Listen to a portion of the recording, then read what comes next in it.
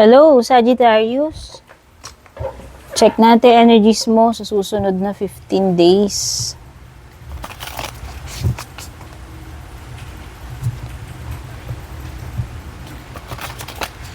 This is my one and only official channel or page. Make sure na naka-follow kayo doon sa may blue check. Especially dun sa mga interesadong mag-book, mag-inquire ng private reading ko, kayo po yung mag-message privately. Hindi po ako mauunang mag-chat sa inyo, mag-reach out or mag-add friend, ha? Thank you so much sa mga pabalik-balik para mag-abang ng mga readings ko. Sa mga bago, don't forget to subscribe, like, follow. Patap na rin po yung bell icon. And kung magugustuhan nyo man po itong ating reading, makaka-relate kayo, pwede rin nyo rin pong i-share or mag-leave kayo ng comment dyan or reaction. Okay, yung mga gustong magpadala ng support, pwede po kayo mag-send ng stars or super thanks, mag-join ng membership or subscription, or hindi po mag-skip ng ads yun. Palang po, nakakatulong na po yun. Meron kang finding sanctuary, opening to your spiritual source. And you have balsamic moon, a time for healing. Okay. So, you are taking shelter. Base dito sa dalawang cards mo. Sagittarius, ayan.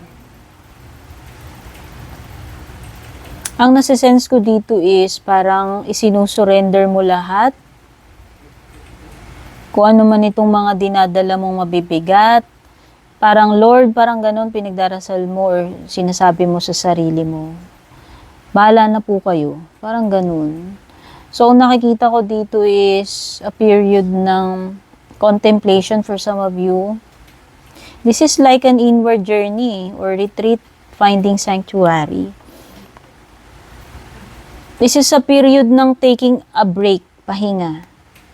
Emotionally, mentally, spiritually, physically. So, nakikita ko dito is parang yung energy ng release, yung energy ng isinusurrender mo lahat sa itaas. Parang ganun yung napipil ko rito. Yung iba dito parang naglalaan kayo ng time para sa sarili ninyo. Para mag-detach muna, mag-detox, or magpahinga, or magpagaling.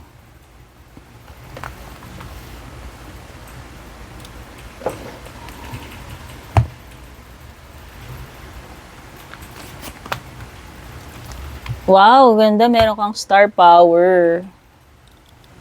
Yung mga Lenormand cards mo, tignan natin. You have the tower. Tapos meron kang birds. No, I think this is communication, birds. Kasi birds, tungkol sa ano to mga mensahe.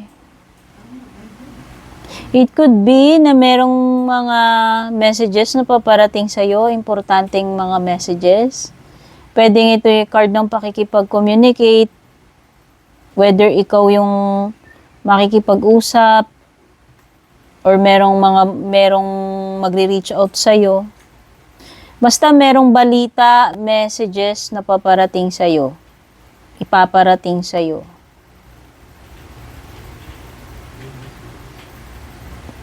This is pakikipag-communicate or mga messages. Ito namang tower is, yun na nga, pareho, alam mo, pareho kang may tower. Pareho rin ang meaning nito Parang kung like kayo nanonood ng mga readings, para siyang hermit card. Actually, yun ang nafe-feel ko. Parang nagtitake ka ng ng ano ba tawag dito, yung para ka nagre-retreat nga. Kasi itong tower card na to is parang energy ng parang ina-isolate mo yung sarili mo, dumedetach ka muna, lumalayo ka muna, dumidistansya, ihiwalay mo muna yung sarili mo. Parang nagsha-shutdown ka muna or nagtitake ka muna ng period ng silence mo. Oo. Sabi ko nga, pwedeng yung iba dito, nagre-recover, gusto nyo ng time na mag-heal kayo, makapag-isip, makapag-solo. Okay? Okay. At the Tower card also symbolizes yung ma-overcome mo yung mga problems mo, Sagittarius. So, yan. Could be na itong next 15 days, kung meron mang mga darating na challenges, mga problema, pagsubok, pagdadaanan ka, ma-overcome at ma-overcome mo yan. Oh, andito yung andito yung strength mo eh. Masurround ka man ng mga troubles na yan, kakayanin mo yan. Ang tower na to is symbolizing pagiging matatag, secured, confident. So, yun yung energy mo, kaya ma-overcome mo yung mga problems na yan this next 15 days. Wow, ang ganda when it comes to financial mo at saka career mo, you have the Star Power card.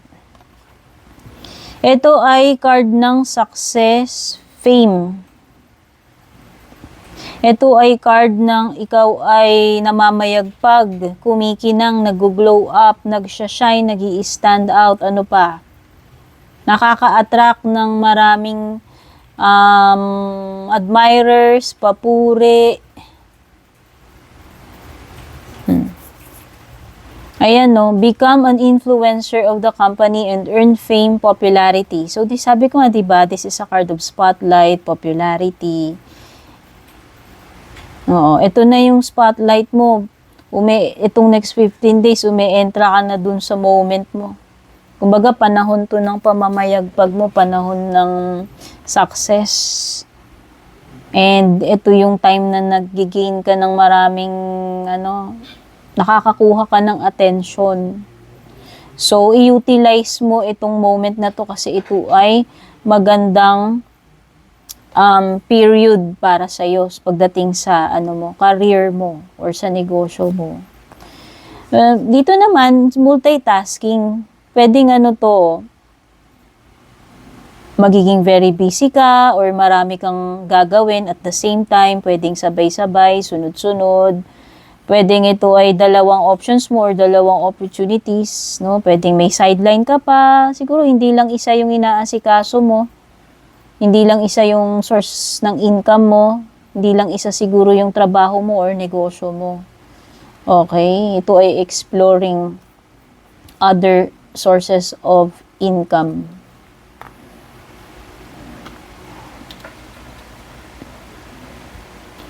Check naman natin yung energies pagdating sa iyong love life.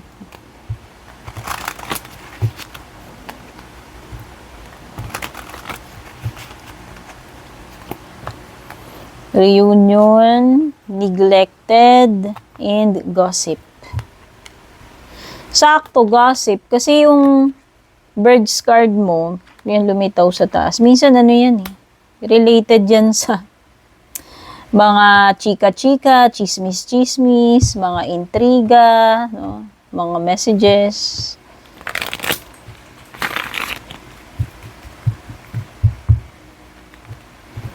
Merong nag-gossip sa iyo or sa inyo ng person mo dito. Pwedeng may mga nagpapakalat ng mga kung ano-anong kwento sa inyo, intriga, or pwedeng meron nag-i-influence dito, nanunulsol. May mga bulong-bulungan or chismis.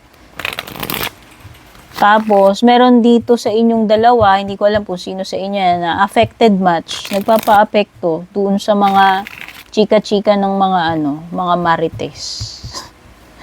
Or kung sino man tong mga mahilig magparating ng mga kwento, balita. May mga bulong-bulungan eh. O pwedeng nasisiraan ka doon sa person mo or nasisiraan siya sa'yo or nasisiraan ka dun sa family niya. Alam mo yun? Pwedeng yun yung mga gossip na yan. Pwedeng yan yung nakaka-apekto sa inyong dalawa. Oo, kasi big deal doon sa isa sa inyo kung ano yung sasabihin ng mga tao o kung ano may mga nagsisirculate na mga chika about the two of you or about you or about the person you're connected with.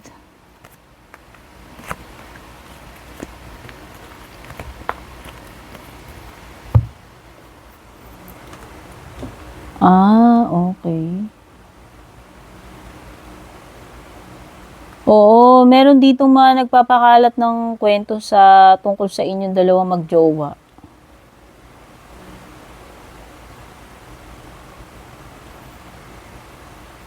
Hindi ko lang alam kung mag-asawa na ba kayo?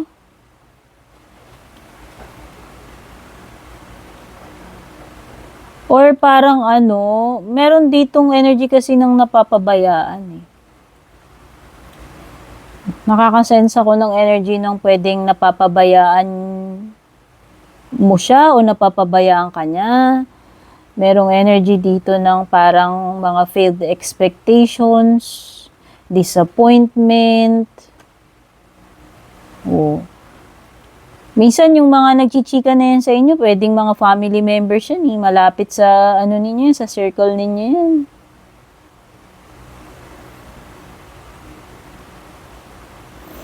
Pwedeng past or ex mo na to. Kasi parang magmari-reunite kayo uli eh. Meron kang reunion card dito eh.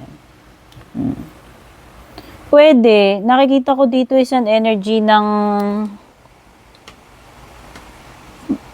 magkikita at makikita pa rin kayo or magkakabalikan pa rin kayo nitong person na to. Or meron ba ditong nachichismis dahil nakikipagtagpo, nakikipagkita sa iba? Oo. Oo, yan. Kaya siguro may mga chismis din. So, yan, kunin nyo na lang kung nagre-resonate sa inyo. Kung di naman, ignore nyo na lang. Kung hindi naman nagre-resonate sa inyo, pwedeng di talaga para sa inyo yan. And by the way, pwedeng past, present, or future energy sa inyo yan. Di ko rin po kontrolado yun. Ayan, no, Hermit card talaga, oh. May period talaga ng pagsosolo dito. Or journeying, or meditation, pagre-retreat talaga. Soul searching, ayun. The exact word, soul searching.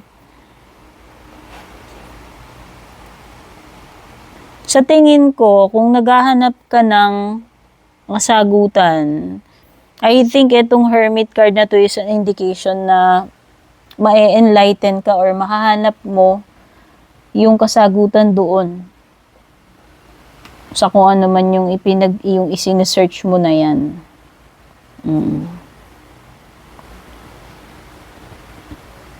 Yung iba dito single kasi malakas ang energy ng pagka-single pagdating dito sa Hermit eh.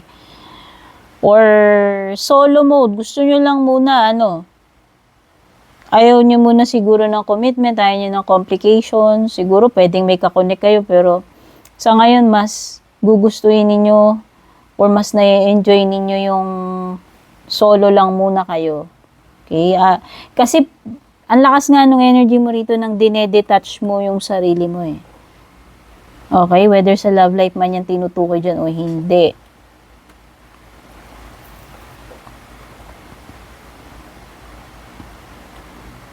Yung iba, ayan, Star card reverse. Pwedeng iba, wala kasi kayong, ewan ko, nawalan ba kayo ng faith pagdating sa past relationship ninyo? Kaya siguro parang, wala kayong, hindi kayo ganun ka interesado, ka excited na magjowa ulit agad-agad. Yun yung nasa-sense ko. So, parang nakikita ko dito is a period ng etong next 15 days, lalaan mo muna yan sa sarili mo. Okay? May jowa ka man, wala. Nakikita ko dito is time na time na solo flight. Yan yung napipick up kong energies. So, wow, meron kong chariot dito. This is forward movement. This is success, advancement, progress, improvement. So, may pagle-level up dito. Actually, itong Hermit, it is a spiritual leveling up. Tapos meron ka ring chariot, no? So, advancement yan pagdating sa career mo, no? Pwedeng lume-level 2 ka na, no? Ibig sabihin, mas magaling ka na ngayon, mas ano ba tawag dito? Mas mataas na siguro yung sahod mo, pwedeng na-promote ka na-increasean ka na ng sahod. Oh, yan yung nakikita ko eh. Mas magaling ka na doon sa kumpara before, no? Parang nakikita ko dito, nag-improve ka talaga. O kabuhayan mo man yan, financial mo man yan, o yung sa trabaho mo. O nakikita ko meron ditong magiging successful outcome with the Chariot card kasi yun ay magandang direction. Ito rin ay successful na travel kung may pagta-travel kayong gagawin or may paglilipat. Kasi parang nakikita ko dito mamimili ka eh. May dalawang path ka na pwedeng pagpipilian. So nakikita ko doon sa pipiliin mong path na yon, magiging successful ka doon. Marireach na yung successful outcome dito eh. With the Chariot card eh. So, ang ganda, napaka-positive nung more on mga success yung napipick up ko dito sa mga cards mo. Career, ito pa lang, no? Next card mo is the Tower, reversed.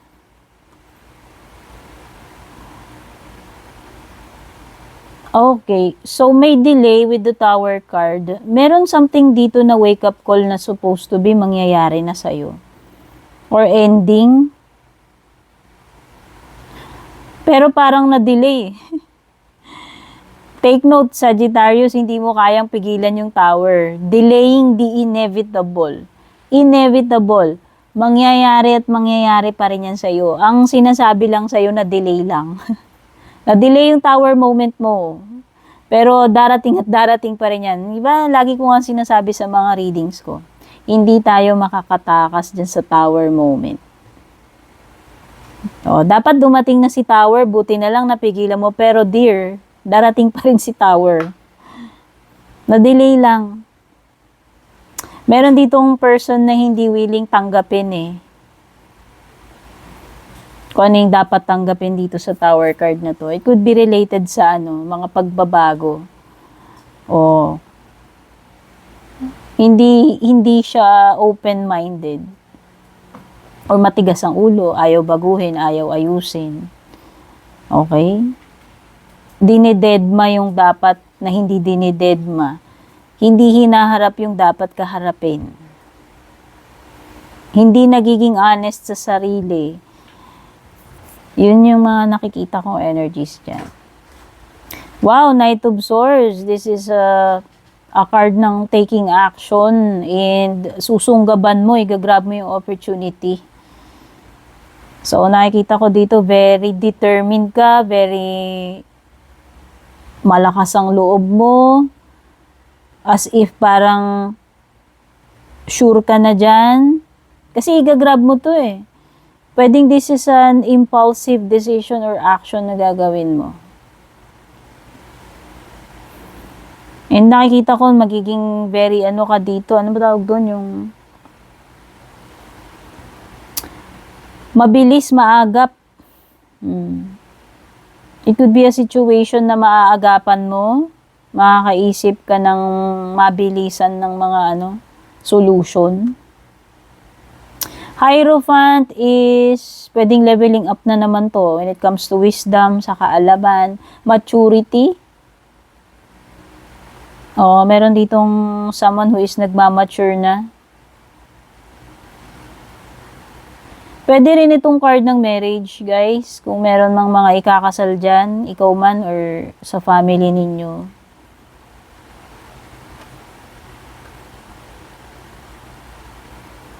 Nakikita ko dito is a strong faith, paniniwala. Hindi basta-basta madaling masway yung tao na to kasi solid yung paniniwala niya, yung pananampalataya niya eh. This is a person na talagang sumusunod siya by the book, alam mo yun? Ano pa? Ace of Wands. So, it could be an opportunity in career, in business, or in love. Meron ditong indication ng panibagong spark, panibagong inspirasyon, magiging excited na magsimula. Oh. Ayan no, ang daming ideas na gustong subukan, simulan. Ay, reversed pala to sa Ace of Wands. So, sa bagay, it's parang ganun din naman yung meaning nun. Kaya lang, dahil reversed siya, pwedeng merong delay. O, yun na nga yung tower eh. O, na-sense ko nga dito parang may delay dito. So, kung meron ka mang sisimulan, gustong-gusto mo nang gawin tong bagay na to, pero parang merong something na magpapadelay dito. Supposed to be dapat masisimulan mo na yan. Star card is an energy na parang nawawalan na ng pag-asa sa paghihintay. No? Hindi ko lang alam kung ito yung energy na nararamdaman mo. Lacking inspiration. Oo nga, kasi baliktad yung Ace of Wands mo eh. Pwedeng nawawalan na ng motivation, ng inspirasyon. Okay, mga signs na meron dito. You have Scorpio, Cancer, Aries, Gemini, Taurus, Aquarius. Yan. So, yun yung mga messages for you, Aquarius. Ay, yeah, correction, Sagittarius. Yan yung mga messages for you, Sagittarius. Maraming salamat sa panonood. Babush!